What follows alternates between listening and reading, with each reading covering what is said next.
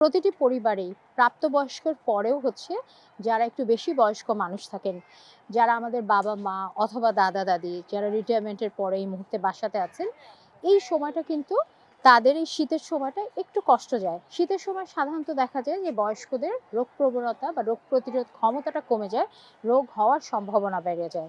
এবং এই রোগের মধ্যে ১ম এই থাকে ঠান্ডা লেগে যাওয়া, তাছাড়া অ্যালার্জিজনিত সমস্যা বাড়া। কারণ শীতের সময় আমাদের দেশে ধুলার প্রবণতাটা বেড়ে যায়। একই সাথে আমরা যদি অন্যভাবে চিন্তা করি তাহলে ধুলা, বালি এগুলোতে যেমন অ্যাজমা বেড়ে যাচ্ছে বা শ্বাসকষ্ট হচ্ছে, একই সাথে অ্যালার্জির সমস্যাও হতে পারে। সো যারা এই ধরনের বয়স্ক মানুষ আমাদের বাসায় আছেন তাদের খাদ্য তালিকাটা এই সময় আপনাদেরকে একটু জানিয়ে দিতে চাই।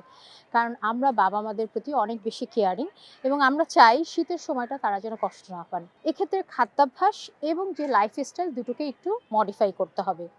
লাইফস্টাইলের মধ্যে ১ম এই বলব যে তারা যেন যতবার যে পানিটাই বা পানীয়টা খান সেটা চা হতে পারে, হালকা কোনো লেবুর শরবত হতে পারে অথবা যেকোনো জুস হতে পারে এবং নরমাল পানি।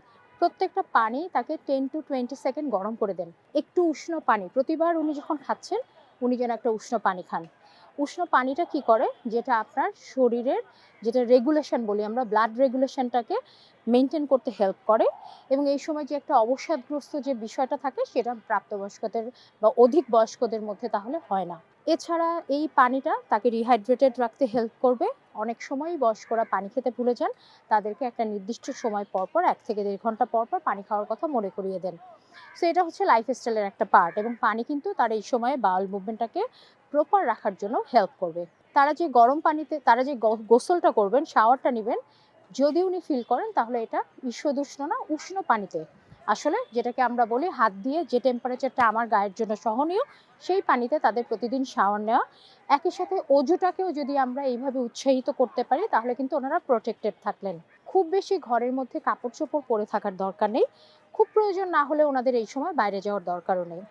যারা রেগুলার হাঁটেন, যাদের বয়স্ক বাবা-মার ব্লাড সুগারের সমস্যা আছে, তাদেরকে এ সময় ঘরের মধ্যে যে করিডোর অথবা ঘরের বাইরের করিডোর অথবা কন্ডো জাতীয় বাসার নিচের গ্যারেজে যে জায়গাটা আছে অথবা খুব কাছে যে মাঠটা আছে সেই পর্যন্ত তাদেরকে হাঁটতে যেতে বলেন। এবং হাঁটার সময়টা সকালের সময়টা পরিহার করে এ সময় তাদের জন্য সবচেয়ে ভালো সময় আসরের পর থেকে মাগরিবের আগ পর্যন্ত। এই সময়টা ওনারা হেঁটে আসলেন, একটু রোদের ছায়া পেলেন, বাইরের শ্বাস-প্রশ্বাসটা ঠিক থাকলো এবং অতিরিক্ত ঠান্ডাও লাগলো না। এবার আসি খাদ্যাভ্যাসের ক্ষেত্রে।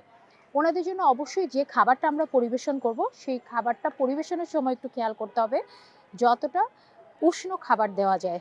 ভাতটা একটু উষ্ণ নামালাম, যে সবজিটা খাচ্ছেন উনি সেটাকে একটু গরম করে দিলাম। প্রত্যেকটা খাবার যতটা গরম, গরম পরিবেশন করা যায় এই সময় ওনাদের জন্য ভালো।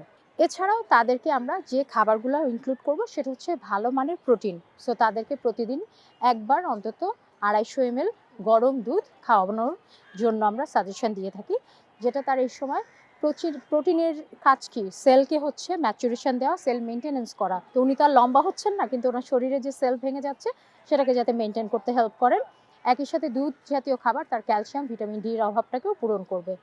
ভিটামিন সি এবং ভিটামিন বি কমপ্লেক্স সমৃদ্ধ খাবার, যার মধ্যে আছে গ্রিন লিফি ভেজিটেবল, যার মধ্যে আছে ডিম, মাছ এবং মাছগুলো যদি একটু চর্বিযুক্ত মাছ, যেটা আইড় মাছ, বোয়াল মাছ, ট্যাংরা মাছ এই সময় এই মাছগুলোকে তাদের খাবারে ইনক্লুড করি। তাদেরকে খুব স্পাইসি খাবার না দিই, যেটা তাদের মধ্যে একটা ইনডাইজেশনের সমস্যা তৈরি করে বা অ্যালার্জিজনিত রিঅ্যাকশনের কারণ ঘটায়। এই টোটাল জিনিসটাকে মেইনটেইন করে তাদের খাদ্য তালিকাকে ম্যানেজ করি। গরম, গরম খাবার পরিবেশন করি। পানি যখনই খাবেন সেই পানিটাকে উষ্ণ দেই এবং তাদেরকে একটা প্রপার লাইফস্টাইল মেইনটেইন করতে বলি। আশা করছি বাবা-মা যারা বয়স্ক আছেন তাদের জন্য শীতটা ভালো কাটবে, সুন্দর কাটবে।